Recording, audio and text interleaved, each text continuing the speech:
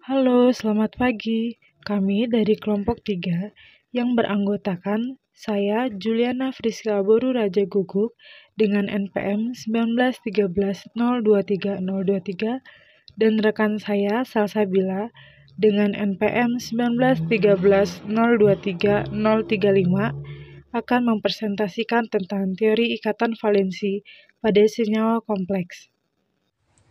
Baik, pertama kita akan membahas pembentukan ikatan senyawa dalam senyawa kompleks berdasarkan teori ikatan valensi. Teori koordinasi Werner dianggap sebagai teori yang paling berhasil menjelaskan struktur senyawa kompleks.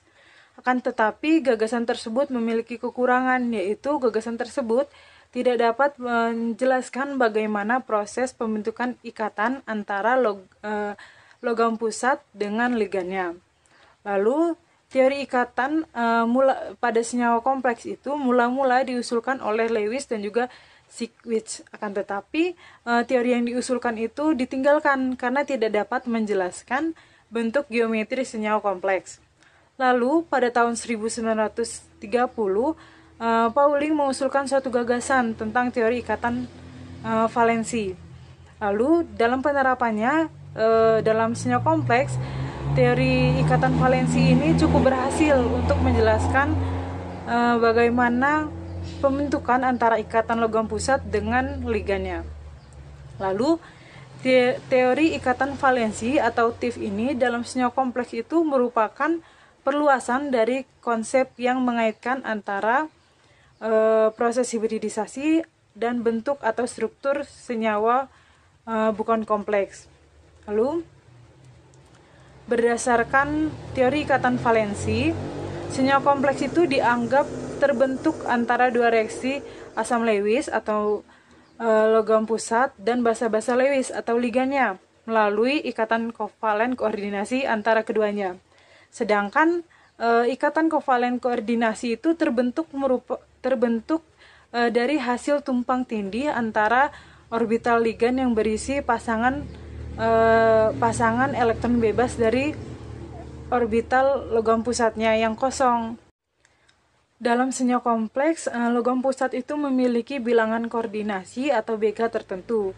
Dengan demikian, pada proses pembentukan senyawa kompleks, logam pusat itu akan menyiapkan sejumlah orbital kosong yang sesuai disertai dengan proses hibridisasi. Lalu, jumlah orbital hibrid yang terbentuk dari proses hibridisasi adalah sama dengan jumlah orbital atom yang terlibat dalam hibridisasi tersebut. Baik teman-teman, sekarang kita akan membahas jenis-jenis orbital hibrid dan struktur senyawa kompleksnya. Dapat kita lihat pada gambar yang pertama, gambar tersebut merupakan struktur senyawa kompleks dari bentuk linier yang merupakan hasil dari hibridisasi sp. Pada bentuk linier ini, orbital yang terlibat yaitu satu orbital s dan juga satu orbital p dengan jumlah bilangan koordinasi yaitu 2. Lalu dapat kita lihat gambar yang tengah, itu merupakan gambar dari struktur senyawa kompleks trigonal planar. Pada trigonal planar ini merupakan hasil dari hibridisasi sp2 dengan orbital yang terlibat yaitu satu orbital s dan 2 orbital p. Lalu pada hibridisasi sp2 ini memiliki bilangan koordinasi sejumlah 3. Lalu dapat kita lihat gambar yang di atas saya ini. Ini merupakan gambar hibridisasi sp3 dengan struktur senyawa kompleksnya yaitu bernama tetrahedral. Pada struktur senyawa tetrahedral ini, orbital-orbital yang terlibat itu satu orbital s dan 3 orbital p dengan bilangan koordinasi yang terlibat yaitu 4 bilangan koordinasi. Baik, selanjutnya kita masih membahas tentang jenis-jenis orbital hibrid dan struktur senyawa kompleksnya. Pada gambar bagian kiri atas, kita dapat melihat gambar hibridisasi dsp2 dan struktur senyawa kompleks bernama bujur sangkar. Pada struktur senyawa kompleks ini, bujur sangkar ini, orbital yang terlibat yaitu satu orbital D, satu orbital S, dan dua orbital P, dengan banyaknya bilangan koordinasinya sebanyak 4. Lalu pada bagian kanan atas kita dapat melihat gambar. Gambar tersebut merupakan gambar struktur senyawa kompleks trigonal bipiramida, di mana pada struktur senyawa kompleks trigonal bipiramida ini terdapat dua jenis hibridisasi tetapi memiliki gambar struktur senyawa kompleks yang sama. Pada hibridisasi DsP3 ini dia orbital yang terlibat yaitu satu orbital D, satu orbital S, dan 3 orbital P. Lalu sama halnya dengan hibridisasi yang terjadi pada DsP3 itu orbital yang terlibat juga yaitu satu orbital S, 3 orbital P, dan 1 orbital D. Dengan banyaknya bilangan koordinasi yang sama, yaitu 5 bilangan koordinasi. Pada gambar paling bawah itu merupakan gambar struktur senyawa kompleks oktahedral, di mana pada struktur senyawa kompleks oktahedral ini hampir sama dengan memiliki kesamaan dengan trigonal bipiramida, di mana dalam satu struktur senyawa kompleks terdapat dua jenis hibridisasinya. Hibridisasi yang membentuk struktur senyawa kompleks oktahedral ini yaitu hibridisasi sp3d2 dan juga hibridisasi d2sp3. Orbital yang terlibat yaitu pada sp3d2, 1 orbital S, 3 orbital P, dan 2 orbital D. Sedangkan pada jenis hibridisasi D2sp3, orbital yang terlibat yaitu 2 orbital D, 1 orbital S, dan 3 orbital P, dengan banyaknya bilangan koordinasi 6 untuk keduanya. Baik teman-teman, selanjutnya kita akan membahas proses pembentukan senyawa kompleks tanpa melalui proses eksitasi. Baik, pertama kita akan membahas tentang proses pembentukan senyawa AgCN2-, di mana pertama-tama kita harus mengetahui bahwa Ag yang berperan sebagai logam pusat, Cn sebagai ligan, bilangan koordinasinya 2, dan muatan ionnya -1 atau min. Di mana Ag sendiri memiliki nomor atom sebanyak nomor atom 47, tetapi karena kita menggunakan ion Ag+, sehingga kita menggunakan nomor atom 46, sehingga didapatkanlah konfigurasi elektron ion Ag+ dalam keadaan dasar seperti pada gambar di atas. Lalu untuk melakukan hibridisasi kita harus menyiapkan tempat orbital sesudah dari konfigurasi elektronnya, di mana orbital selanjutnya yaitu 5s dan juga 5p. Lalu kita akan memasukkan bilangan koordinasinya sebanyak 2 pada orbital sesudah dari orbital yang telah disiapkan. Maka didapatkanlah 2 pasangan elektron bebas dari 2 ligan Cn-. Maka didapatkanlah senyawa kompleks AgCN2- memiliki struktur linier karena hasil hibridisasinya melibatkan 1 orbital S dan 1 orbital P, dan bersifat dia magnetik karena pada proses pendistribusian semua elektronnya sudah berpasangan. Selanjutnya yaitu proses pembentukan kompleks NiCl4 2-, di mana Ni sebagai logam pusatnya, ligannya yaitu Cl, bilangan koordinasinya 4, dan muatan ionnya 2-, di mana Ni sendiri atau logam pusatnya memiliki nomor atom 28, tetapi di sini pada gambar di atas tertera bahwa kita menggunakan ion Ni2+, sehingga didapatkanlah konfigurasi elektron seperti pada gambar. Pada hibridisasinya pada proses hibridisasi sama seperti pada pembentukan kompleks sebelumnya, kita harus menyediakan tempat orbital sesudah orbital yang terdapat pada konfigurasi, yaitu pada kompleks ini yaitu 4s dan juga 4p. Lalu karena memiliki bilangan koordinasi sebanyak 4, sehingga 4 pasangan elektron bebasnya didapatkan dari ligan Cl-. Maka pada senyawa kompleks NiCl4 2- memiliki struktur senyawa kompleks tetrahedral karena melibatkan satu orbital s dan 3 orbital p, dan bersifat paramagnetik karena pada pendistribusian elektronnya tidak berpasangan semuanya.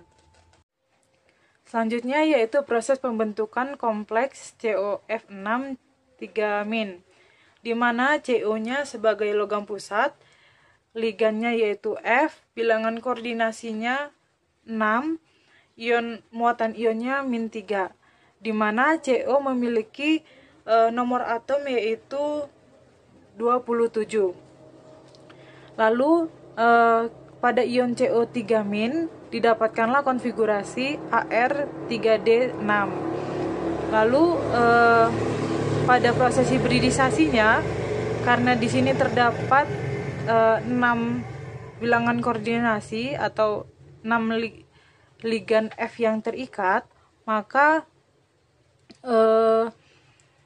apabila cuman disediakan tempatnya 4s dan juga orbital 4s dan orbital 4p, itu tidak akan cukup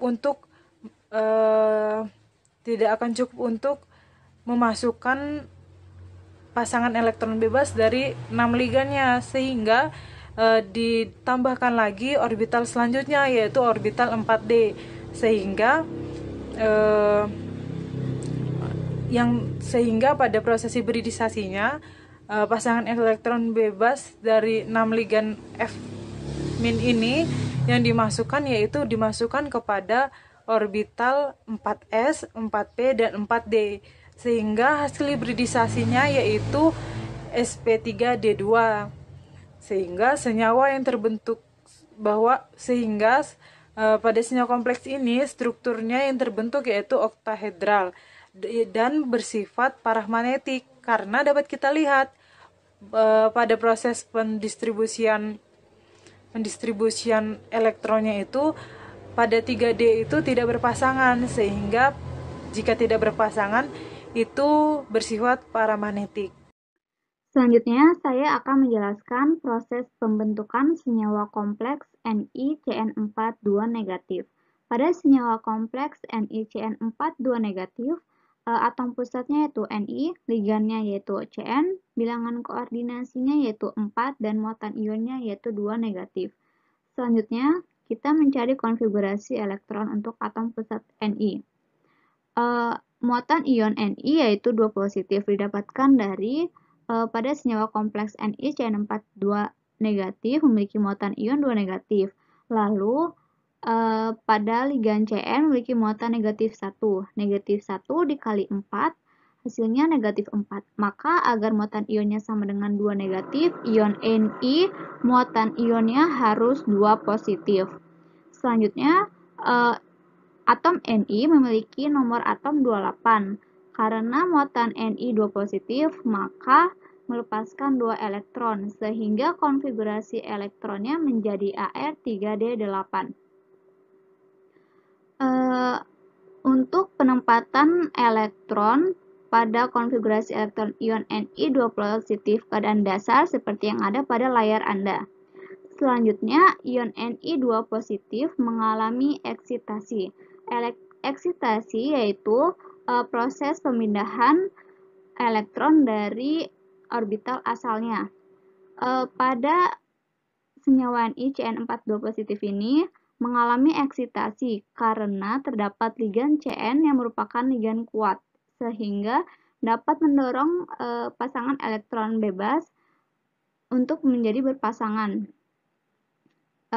Sehingga saat ion Ni2 positif mengalami eksitasi, penempatan elektronnya seperti yang ada pada layar Anda. Selanjutnya, ion Ni2 positif mengalami hibridisasi, yaitu hibridisasi DsP2. Selanjutnya, ion Ni2 positif dalam senyawa NiCN42 negatif mendapat 4 pasangan elektron bebas dari 4 ligan Cn negatif. Berdasarkan penjelasan konfigurasi elektron yang sudah saya jelaskan tadi, dijelaskan bahwa ion Ni2 positif mengalami hibridisasi Dsp2. Berdasarkan informasi atau hal yang sudah kita pelajari, hibridisasi Dsp2 itu bentuk struktur molekulnya yaitu bujur sangkar. Lalu pada layar Anda dapat lihat bahwa ion Ni2 positif pada senyawa NiCN42 negatif, semua pasangan elektronnya telah berpasangan. Oleh karena itu, senyawa NiCN42 negatif ini bersifat diamagnetik. Selanjutnya, saya akan menjelaskan tentang proses pembentukan senyawa kompleks CuNH342 positif. Pada senyawa kompleks CuNH342 positif, atom pusatnya yaitu Cu, ligannya yaitu NH3, lalu bilangan koordinasinya yaitu 4, dan muatan ionnya yaitu 2 positif. Selanjutnya kita mencari konfigurasi elektron dari atom pusatnya yaitu Cu. Ion Cu memiliki muatan ion 2 positif. 2 positif ini didapatkan dari pada senyawa kompleks CuNH342 positif, ligan NH3 memiliki muatan 0, lalu 0 dikali 4 sama dengan 0, maka agar muatan ionnya 2 positif, Cu muatannya harus 2 positif. Karena muatannya 2 positif, berarti ion Cu melepaskan 2 elektron, sehingga konfigurasi elektronnya hanya sampai 3D9. Lalu untuk penempatan elektronnya seperti pada yang ada di layar Anda. Selanjutnya, ion Cu2 positif tereksitasi, sehingga penempatan elektronnya seperti yang ada pada di layar Anda. Selanjutnya, ion Cu2 positif mengalami hibridisasi.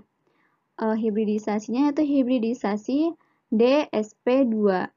Selanjutnya, ion Cu2 positif dalam senyawa CuNH342 positif mendapat 4 pasangan elektron bebas dari 4 ligan NH3, maka penempatan elektronnya menjadi seperti yang ada pada di layar Anda.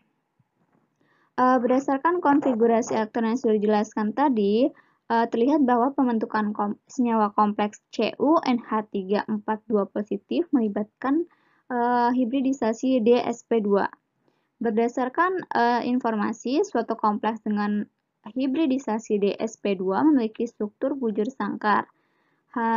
Selain itu, berdasarkan gambar konfigurasi elektron yang ada pada di layar Anda ini, terlihat bahwa dalam pendistribusiannya ada 1 elektron yang tidak berpasangan. Oleh karena itu, senyawa kompleks ini bersifat paramagnetik. Selanjutnya yaitu proses pembentukan senyawa kompleks COC63 negatif. Pada senyawa kompleks ini, atom pusatnya yaitu CO, ligannya yaitu C6, bilangan koordinasinya 6, dan muatan ionnya 3 negatif. Selanjutnya kita akan mencari konfigurasi elektron dari atom pusatnya yaitu CO. CO memiliki muatan ionnya 3 positif. Hal itu didapatkan dari pada senyawa kompleks CO C6 itu muatan ionnya 3 negatif. Lalu ligan Cn muatannya negatif 1 dikali 6 sama dengan negatif 6.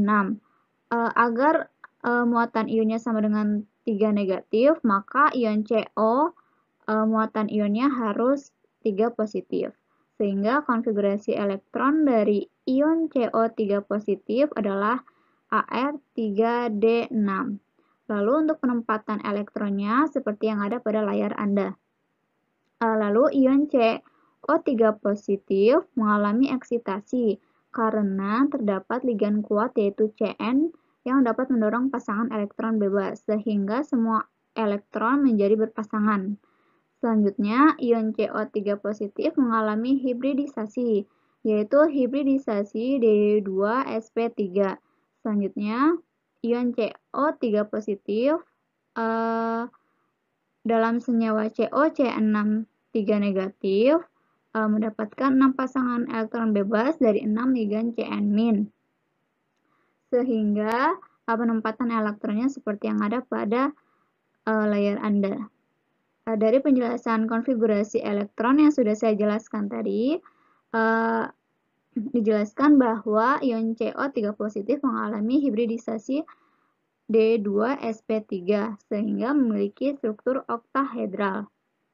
Selanjutnya, pada layar Anda juga dapat terlihat bahwa ion CO3 positif pada senyawa COC6 3 negatif semua elektronnya memiliki pasangan, sehingga senyawa kompleks COC6 3 negatif ini bersifat diamagnetik. Selanjutnya, saya akan menjelaskan tentang pembentukan senyawa kompleks dari FeCO5. Pada senyawa FeCO5, atom pusatnya yaitu Fe, ligannya yaitu CO, dan bilangan koordinasinya yaitu 5. Pada senyawa kompleks FeCO5, tidak ada muatan ionnya, maka untuk mencari konfigurasi elektron dari atom pusatnya yaitu atom Fe. Atom Fe mempunyai konfigurasi elektron Ar 3D6 4s2. Oleh karena itu, penempatan elektronnya seperti yang ada pada layar Anda. Selanjutnya, atom Fe mengalami eksitasi. Eksitasi yaitu perpindahan elektron dari orbital asalnya. Atom Fe ini mengalami eksitasi karena terdapat ligan CO yaitu ligan yang kuat sehingga dapat mendorong pasangan elektron bebas untuk dapat berpasangan. Sehingga seperti yang Anda lihat pada layar Anda, konfigurasi elektronnya menjadi berpasangan semua. Selanjutnya, atom Fe mengalami hibridisasi, yaitu hibridisasi DsP3. Selanjutnya, atom Fe dalam senyawa FeCO5 mendapat 5 pasangan elektron bebas dari 5 ligan CO, sehingga penempatan elektronnya seperti yang ada pada layar Anda. Semuanya menjadi berpasangan. Berdasarkan penjelasan konfigurasi elektron yang sudah dijelaskan tadi, senyawa kompleks FeCO5 berhibridisasi DsP3. Berdasarkan informasi, hibridisasi DsP3 memiliki struktur trigonal bipiramida. Lalu, pada pendistribusian elektronnya, atom Fe dalam senyawa FeCO5 semuanya elektronnya berpasangan. Oleh karena itu, senyawa kompleks FeCO5 bersifat diamagnetik. Selanjutnya, saya akan menjelaskan proses pembentukan senyawa kompleks ZnNH342 positif. Pada senyawa kompleks ZnNH342 positif, atom pusatnya yaitu Zn, ligannya yaitu NH3, 4 sebagai bilangan koordinasi, dan muatan ionnya yaitu 2 positif. Selanjutnya kita mencari konfigurasi elektron dari atom pusatnya yaitu Zn. Zn mempunyai muatan ion 2 positif. Hal itu didapatkan dari muatan ligannya yaitu NH3 memiliki muatan 0 dikali 4 sama dengan 0. Lalu muatan senyawa kompleksnya 2 positif. Maka agar muatan ion muatannya sama dengan 2 positif, ion Zn muatannya harus 2 positif juga. Selanjutnya, konfigurasi elektron dari ion Zn 2 positif dalam keadaan dasar yaitu Ar 3D10. Lalu penempatan elektronnya seperti yang ada pada layar Anda. Selanjutnya, ion Zn2 positif mengalami hibridisasi yaitu hibridisasi sp3. Selanjutnya, ion Zn2 positif dalam senyawa ZnNH342 positif mendapat 4 pasangan elektron bebas dari 4 ligan NH3, sehingga penempatan elektronnya seperti yang ada pada layar Anda. Semua elektronnya menjadi berpasangan. Berdasarkan penjelasan konfigurasi elektron yang sudah saya jelaskan tadi, disebutkan bahwa ion Zn2 positif mengalami hibridisasi sp3. Berdasarkan informasi, hibridisasi sp3 memiliki struktur molekul tetrahedral.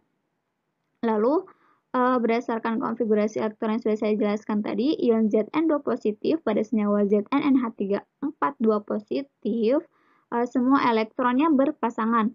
Oleh sebab itu, senyawa kompleks ZnNH342 positif bersifat diamagnetik.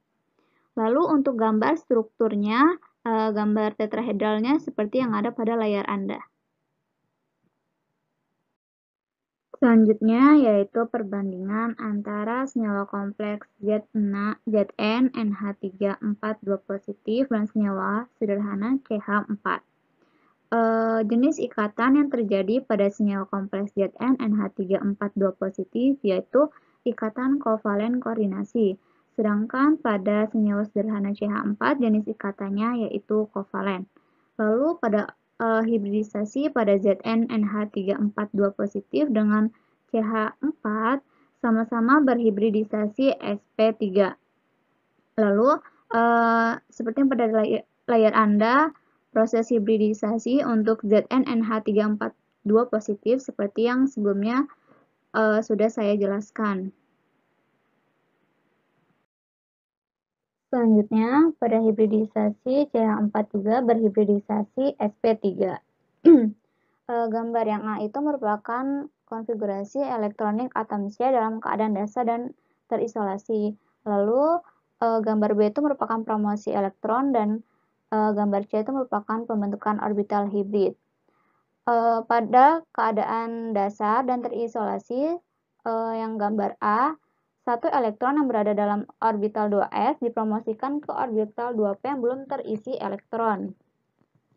Agar orbital 2s dan 2p dalam kondisi degenerate, energi orbital 2s naik dan energi orbital 2p turun. Dalam keadaan degenerate, satu orbital 2s dan 3 orbital 2p mengalami hibridisasi sehingga menghasilkan 4 orbital hibrid sp3 yang masing-masing terisi 1 elektron. Keempat orbital hibrid sp3 yang berisi masing-masing 1 elektron tersebutlah yang selanjutnya akan berinteraksi dengan 4 orbital 1s dari atom H yang masing-masing berisi 1 elektron pula. Orbital-orbital tersebut mengalami tumpang tindih sehingga menghasilkan ikatan sigma sp3s dan membentuk molekul CH4. Demikian presentasi dari kelompok 3 tentang teori ikatan valensi dalam senyawa kompleks. Apabila teman-teman ada yang ingin ditanyakan, kami persilakan bertanya dalam ruang diskusi. Kami juga mengucapkan terima kasih karena sudah menonton dan juga menyimak video ini. Saya akhiri, selamat pagi.